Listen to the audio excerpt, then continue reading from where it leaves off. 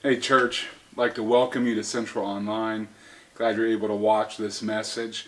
And I don't know if anything like this has happened to you, but over the last month or so, I've started having people tell me this. I've started seeing this all over social media, news reports, where people are like, hey, be on the lookout. Just be prepared.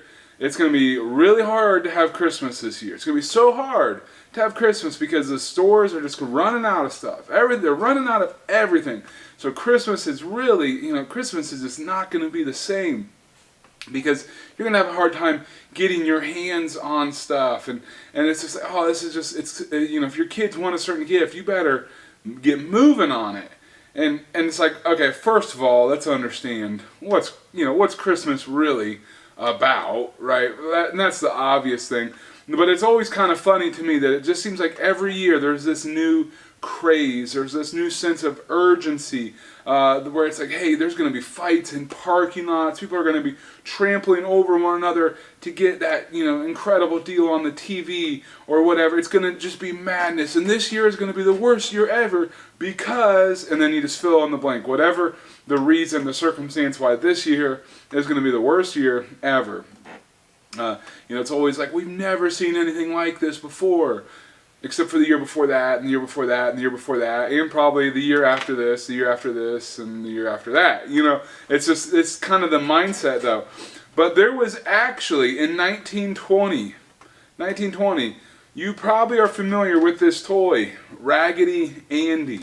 Yeah, it was a rag doll that was so popular and in such high demand that it actually led people trying to get their hands on this doll in 1920.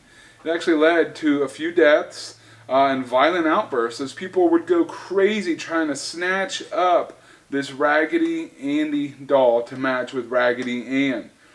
And then in 1919, it was the pogo stick. Invented in Germany in 1919, they tried for 2 years to get shipments sent to America, but every time they got here, they ended up with warped wood until 1921. Finally, the U.S. got its first properly functioning box, and the corruption was just rampant, though. People were trying to steal these boxes. They were trying to intercept the deliveries to the stores. They were trying to mark them up higher and higher in price for a pogo stick. I looked it up, and there was an advertisement, and this was a European advertisement, but they were talking about, the father figure was going to save so much time and energy because he was going to ride his pogo stick to and from work, so he wouldn't have to drive or walk or whatever, I don't know, whatever they did in 1921.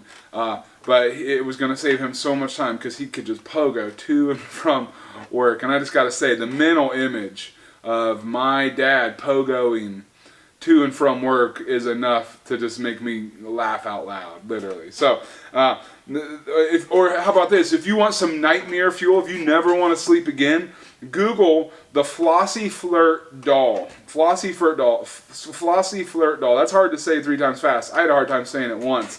The Flossy Flirt doll was so popular. It was this doll that had eyes that would move and the eyelids would blink, wink or blink. Newspapers. This doll was so popular in the 1920s that newspapers were publishing full-page printouts outlining where this doll would be available, when it would be available, and how many would be available. And people would go and they'd camp out. In 1920, they'd go and camp out for these dolls. This doll was advertised to never break, and if you look it up and Google it, and you take a look at that, don't stare too long, it'll stare into your soul. The reason this thing would never break is because it would just haunt you for all of eternity if you broke it. So it's a really creepy looking doll, but the idea is people would camp out. Newspapers were feeding into the hysteria. This trend continued. Every decade had multiple toys. Most decades, every year, there was some toy every year that people were just like, you're not going to be able to get it. In the 30s, it was the radio flyer wagons or pedal cars or comic books. In the 40s, it was the Dick Tracy detective books or Slinkies or electric football kits or Silly Putty in the late 40s. In the 50s, it was Magic 8 Ball, it was Mr. Potato Head, it was Matchbox Cars, it was Gumby. And then, of course, 1959, it got real big with the 1959 release of Barbie. In the 1960s, it was Etch-a-Sketch, it was Legos, it was Easy Bake Ovens, it was G.I. Joes, it was Tonka trucks. In the 70s, it was Nerf or nothing, except there actually was other stuff. It was Magnadoodle. Pet rocks. Pet rocks. Yeah, people actually paid for pet rocks. People actually lost their mind when they waited in line and couldn't get a pet rock. The 70s. What was going on in the 70s, right? Pet rocks. And of course, the Atari system came out in the late 70s. The 80s had the Rubik's Cube, which people were just going crazy to buy. Smurfs, Cabbage Patch Kids, Transformers, Pound Puppies, and of course, in the late 80s, the Nintendo. In the 90s, we had Pogs. We had the Tickle Me Elmo craze in 96. That was nuts. The Beanie Babies. I remember people getting in fights at McDonald's over the Thai Beanie Babies. There was the Talk Boy from Home Alone, which I still am kind of sad I never got my hands on one of those.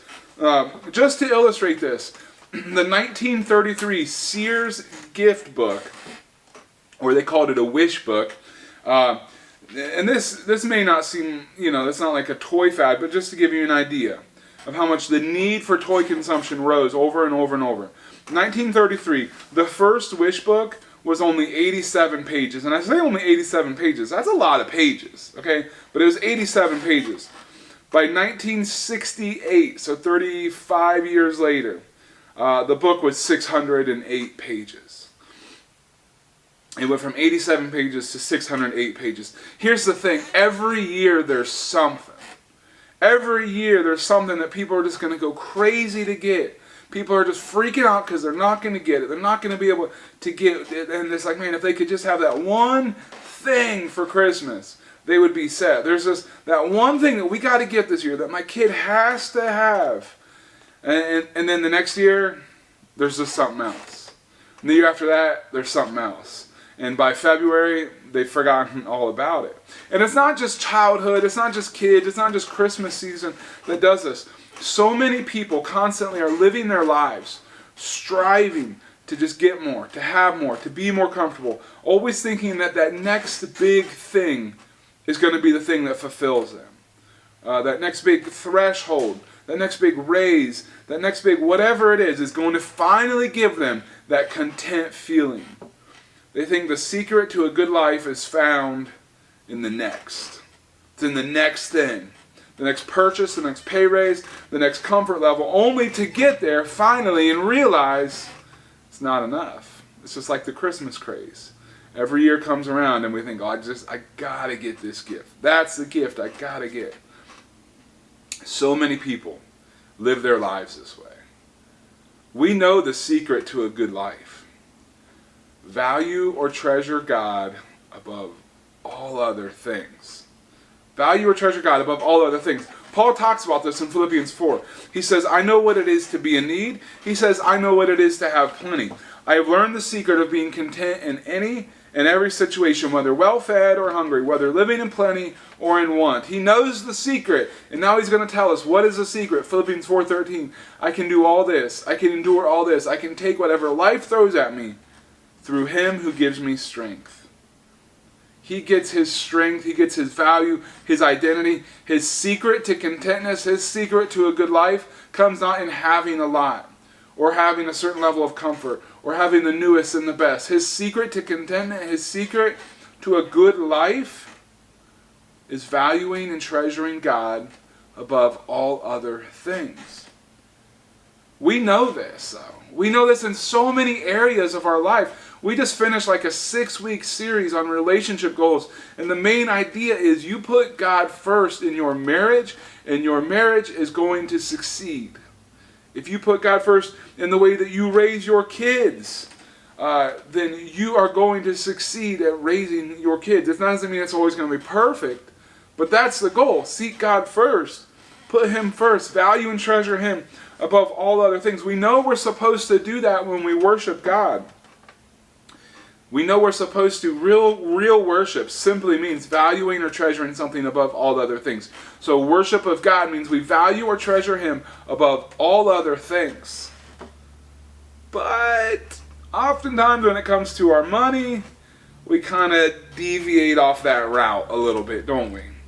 So today, I just want to be very clear. My message, I'm going to talk about money and God. Very specifically, I'm going to talk about your money and God. I'm going to talk about my money and God. I'm going to talk about our money, our relationship with money, and our relationship with God. Now, here's the thing. In person, I'll know if this sets some alarms off. I'll see people's look in their face, that always like, I can't believe it. I came on the Sunday they're talking about giving, but we're through a computer screen or a phone screen. I can't tell. So don't shut me off. Hang with me, right? Because maybe you're thinking, you know what? This is a good time to end this and hop on over to TikTok. That probably holds my attention span better. Anyways, just stick with me, all right, and see how God works through this. Because generally, we're okay talking about a lot of things. We'll talk about our sleeping habits to people. Are you a side sleeper? Do you need a fan on? Do you get cold? Do you pull your toes out of the bottom of the blanket? Are you one of those psychos that tucks your blanket in underneath, and it's just like, man, it's like a straitjacket. I don't know how people sleep like that. But we'll talk to people about stuff like that. We'll talk about the deals we find on things. Oh, you'll never believe it. This was 50% off. It was basically free. They basically paid me to take it. We'll talk about the projects we're doing at work. We'll talk about the difficulties we're having with coworkers. If we're close with someone, you might talk about what happened the last time you were sick, right? I mean, we'll have those types of weird discussions. We'll talk about so many things to so many people. And generally, from my experience, people will talk to you about God. They may not start the conversation, but if you start the conversation with somebody and talk about God, generally they're okay with having that discussion. But when things get weird is when you start talking about money. Yeah, when you start talking about money, people kind of feel like, I don't want to be around this person. It feels a little off limits. Whenever you start talking about money, it seems like people kind of go into shutdown mode. I'm hopeful that we'll be different. That we'll find a way to drop the defenses and get to the heart of the matter. Because understand, anytime we're talking about money, it is always a matter of the heart. And it's okay to be skeptical and guarded when talking about money. We live in a manipulative world. That's why I hate going to buy a new car, a used car, whatever. Is because it just always seems like they're just trying to take more from you. You go to a dealership and they're like, hey, we have this price online, that's it, and here's your payment. And I talk to my bank and I know what I should pay, and here's my down payment, here's my interest rate. And then you go there and all of a sudden that payment is higher. Right? They're like, well, we got to Scotch guard the seats, and we got to rotate the carpet fibers, and we're going to do this and this warranty that's only good for 7 days, and it's only on every other third Thursday of the 4th month, and all this crazy stuff, and you're just like, wait a second, you're just manipulating me to get more of my money. We live in a world that is full of people doing that. It's okay to be guarded because people lie and they cheat and they steal and they want to take your money. And unfortunately, the church has not been immune from that. From the very beginning all the way through now, the church has not been immune from that. It wouldn't take long to Google church and money scandals and to see sleazy evangelists with $8,000 tennis shoes. To see organizations and churches and pastors that are totally corrupt, and they're lying and manipulating and cheating and stealing to get what they want. Abuses of money are just as old as the church. And I'll show you a scripture that supports that here in just a little bit. But think about Judas. Walked with Jesus, was a disciple, one of the 12 named disciples, follower of Jesus. He saw Jesus heal. He sat at his feet. And still, he had money issues. He had heart issues specifically. He stole from Jesus and the other disciples. He was a thief. John 12:6 says, he did not say this because he cared about the poor, but because he was a thief. As keeper of the money bag, he used to help himself to what was put into it. Right? Or we're going to look at here in just a minute the story of Ananias and Sapphira. They lied about a donation they made to the church, and they died on the spot. Money corruption in the early church. Money corruption with Jesus as he's working to establish his new kingdom. Then there's the church in Corinth, who had issues with lawsuits among believers. And then honestly, throughout history, from there, it doesn't get much better. We have the Crusades, we have the selling of indulgences, we have bribery, we have taxation, we have oppression of the poor, we have false doctrines, we have things like the prosperity gospel. Hey, just mail us a check and everything's going to be fine. All you had issues, you need to give us more money, right? And so what's happened is here we are with this very important heart issue that no one wants to talk about. Here we are with this vitally impactful thing happening in the hearts of people all around us, and yet we're so uncomfortable talking about it, even thinking about it.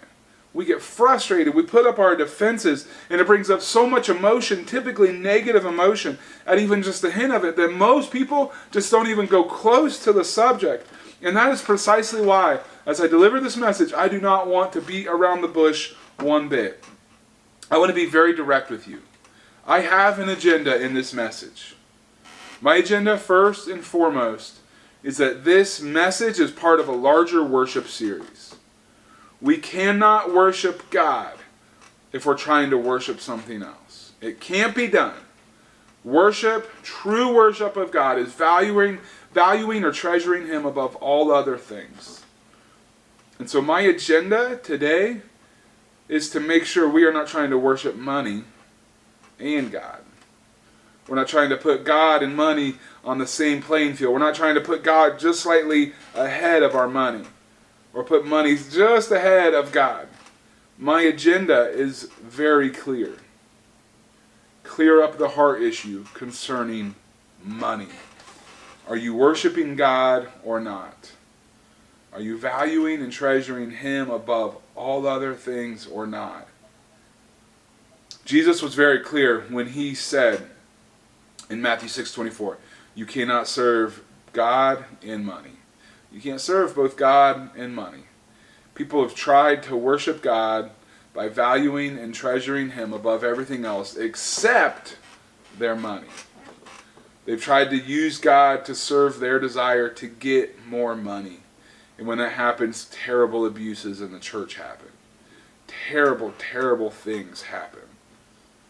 Likewise, I have seen people use their money to serve God.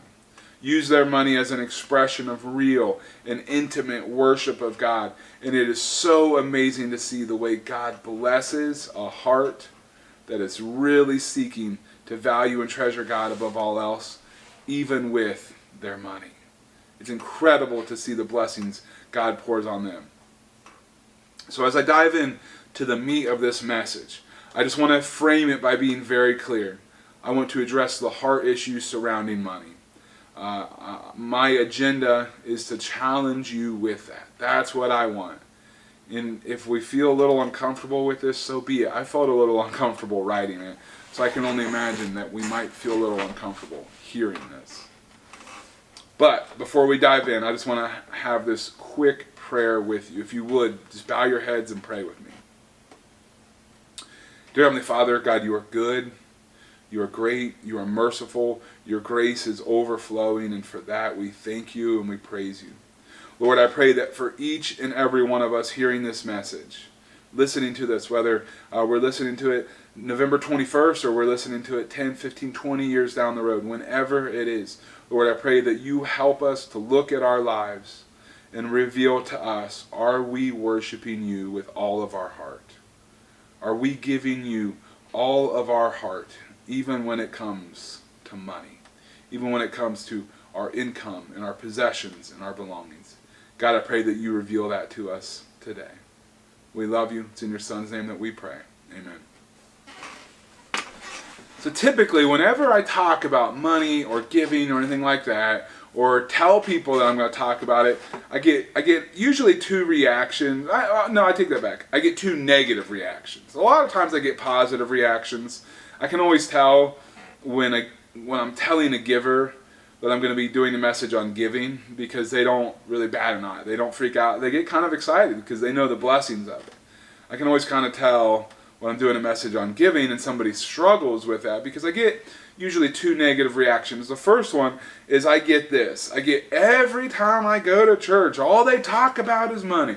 That's all you preachers talk about. That's all you churches talk about is money, money, money. Let me just say, and I tell people this, if that is true for you, then God might be trying to tell you something, right? If every time you go to church, that's all they're talking about is money, maybe God's trying to get your attention. Maybe it's just a random coincidence, but maybe you need to go to church more, because I know at our church, we only talk about money a handful of times over the year. Most churches avoid talking about money like the plague. Most churches avoid talking about money like I avoid going to Michigan or being anywhere around it, right? We avoid it. We don't want to do it. Usually we limit it to maybe one series or a one-off here and there about it. Understand, Jesus utilized teaching about money in 15% of his teaching. Almost 50% of his parables involved money or correlation to money. But in just his straight teaching, 15% of the time, he talked about money. And so if I were to follow that recipe, then about 7 to 8 times a year, I should be preaching about money. That's probably about 7 to 8 times more per year than most people would want, right? But comfort is not our mission. Life changes, heart transformation is our goal here. Money has this tremendous power to hold on to your heart in a way that keeps you from giving it to God. Money has a way of holding on to your heart in ways that almost no other thing on earth does. And so I'll be honest with you, I've talked to the elders, I've talked to the ministry staff. My goal for 2022 is to talk more about money than I ever have before. Talk more about it because it's a matter of the heart. It's a matter of the heart. It's a big deal. The second negative reaction I get a lot of is people will kind of say, or they'll beat around the bush, well, my money's my personal business, and really it has nothing to do with God. What I do with my money and the way I live for God have no connection. Anytime we try to compartmentalize our life with God, what we've done is we have just created a false God. We have just created an idol. We have just created another way to sin. We cannot take certain things off limit from God. It doesn't work that way. That's what the Pharisees did. That's what legalism tries to do, is make certain things off limit to God. In doing so, what we've done is we've stopped worshiping God and we've placed something else at or above that level. And understand this, if you're a Christian, your money's not yours anyways. It belongs to God. God cares about how we use his money. God pays attention to how we use his money because it's a heart issue. That's why he doesn't need our money. He doesn't really want our money. He wants our heart. And if our heart is holding on to the money, it means our heart is not holding on to him. So understand, with our money, we're simply holding it for him. It's his. He's gifted it to us. It's still his, and it's always going to be his, and we're going to be accountable for how we use that while we have it. So I always like to address kind of the elephant in the room with giving first. I always used to dread talking about it. Honestly, I don't anymore. I know that sometimes I tick people off with it, but usually if I tick somebody off, it's because of something God said. And if you're ticked off about something I said because God said it, I'm okay with that. You know what I mean? And so I just want to be very clear with that. And I want to show you 2 stories. That's it. Just 2 stories that show the matter of the heart. That show how money and the heart are so closely correlated and how they can be so dangerous, or how it can be so beautiful depending on what we do with it. So, do you want the good news or the bad news first? Good news or bad news first? Typically, I'm more of a bad news first. Get the bad news out of the way, and then you can just like have the good news and kind of dwell on that. But I think we're going to go good news first, because I have good news, and then I have bad news, and then I have the best news. I have great news. So it'll be like a good news sandwich, sort of. So I think that's what we're going to do. Good news first. The good news when it comes to your money is it doesn't matter how much you give. That's the good news. It does not matter how much you give as long as God has your heart. As long as God has your heart. Now understand this. Don't say, well, hey, God has my heart, so I don't have to give anything. I'm set. Because then you have to question, does God really have my heart? Here's what I mean when I say it doesn't matter how much you have. It doesn't matter how much you give. What matters is your heart. Look at Mark chapter 12, verses 41 through 44. It says, Jesus sat down opposite the place where the offerings were put and watched the crowd putting their money into the temple treasury. Many rich people threw in large amounts, but a poor widow came and put in 2 very small copper coins, worth only a few cents. Calling his disciples to him, Jesus said, truly I tell you, this poor widow has put more into the treasury than all the others. They all gave out of their wealth, but she, out of her poverty, put in everything, all she had to live on. So there's these rich people throwing these huge, large amounts in. But Jesus commends this widow, who only threw in 2 small copper coins. They gave more, right? Strategically for the church, for the benefit of whatever was going on locally there. They gave more, did they not? They did. She only gave 2 small copper coins. But who does Jesus commend? He commends the widow who gave 2 small copper coins because she was showing and giving all she had. And she was giving out of her poverty. She was showing that she trusted God. She was showing God that, God, you have my heart. Here's my heart. I trust you. I submit to you. I trust you. I value you and treasure you above all else.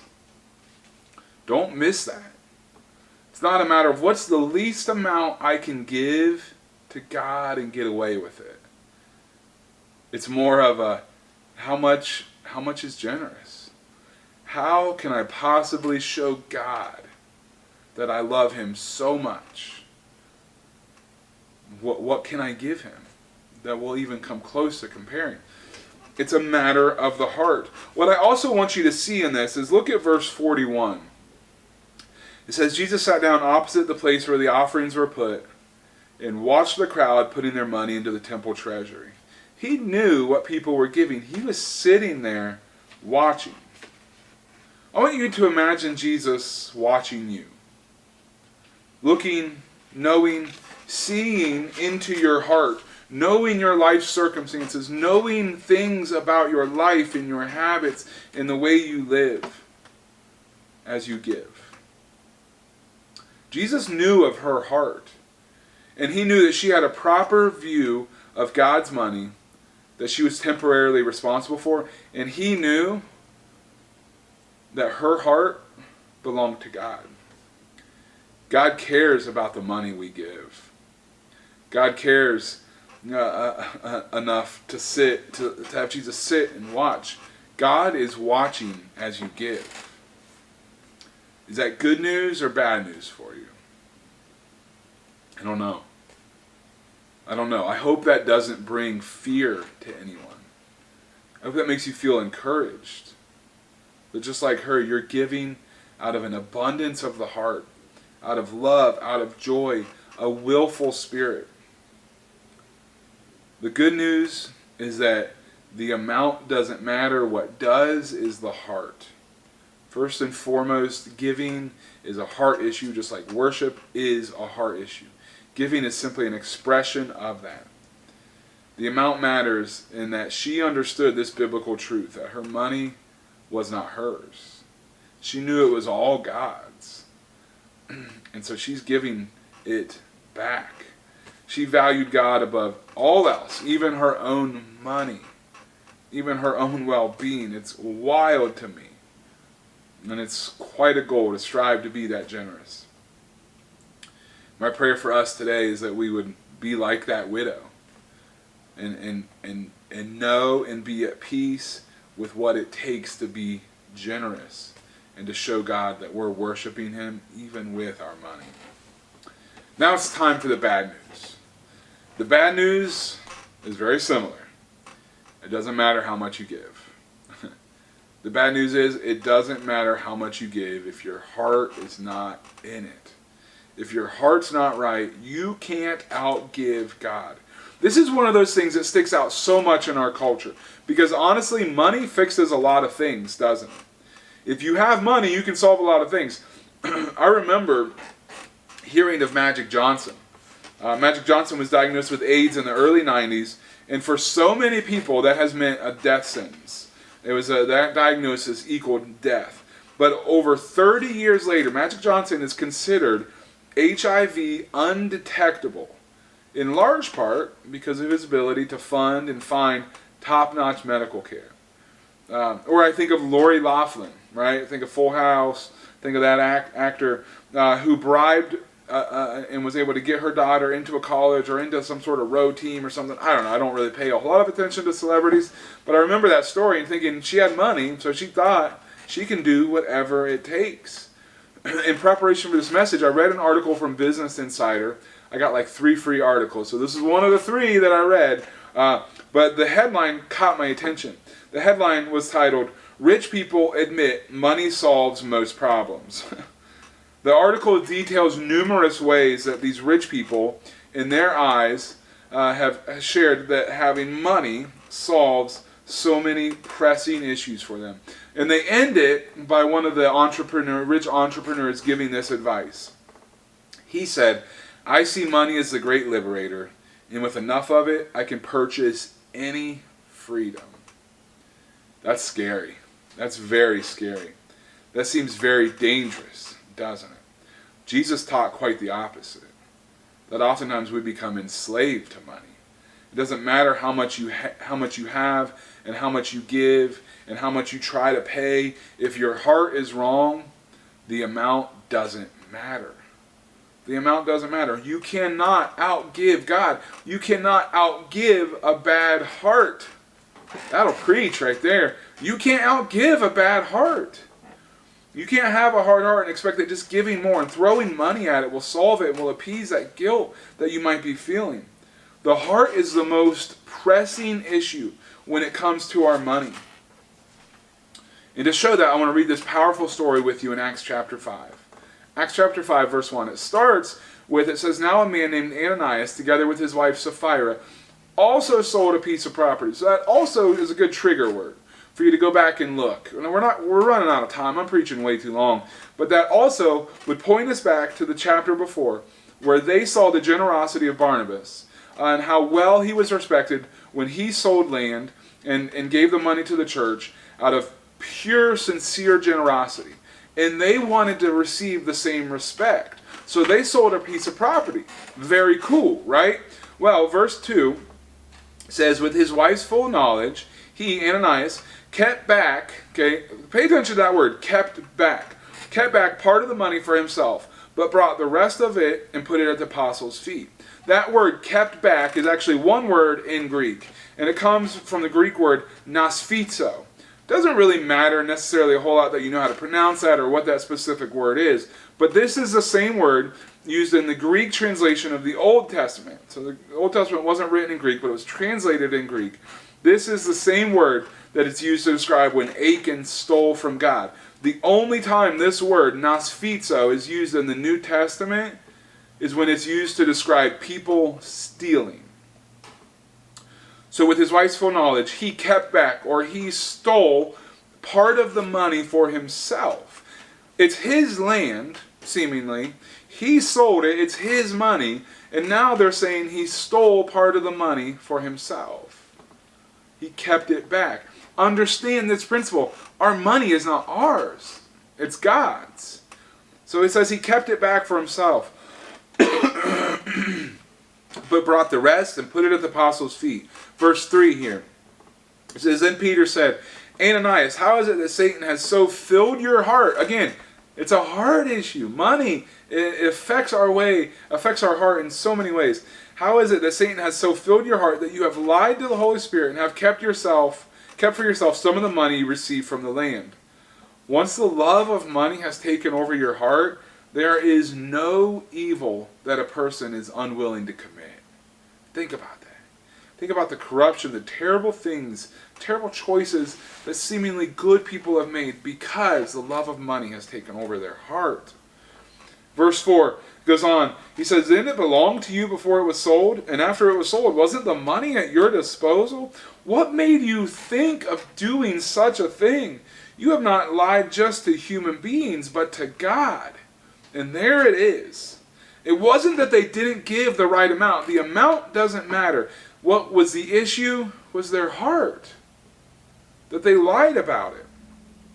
That they were corrupt about it. Their heart was corrupt and it forced them to lie. They could have given all of it. They could have given less. But if their heart was not right, the amount is not the issue. What's the issue here? It's the heart. When Ananias heard this, he fell down and died. Great fear seized all who heard what had happened. Verse 6, then some young men came forward, wrapped up his body and carried him out and buried him. About 3 hours later, his wife came in, not knowing what happened. Peter asked her, tell me, is this the price you and Ananias got for the land? So she's got an opportunity now to tell the truth, to live, to be honest with God, to let her heart be totally and completely to God. And what's she do? She lies. She says, yeah, this is the price we paid, because she wanted to keep some back for herself. She was so worried about having to give it all that she was willing to lie to God.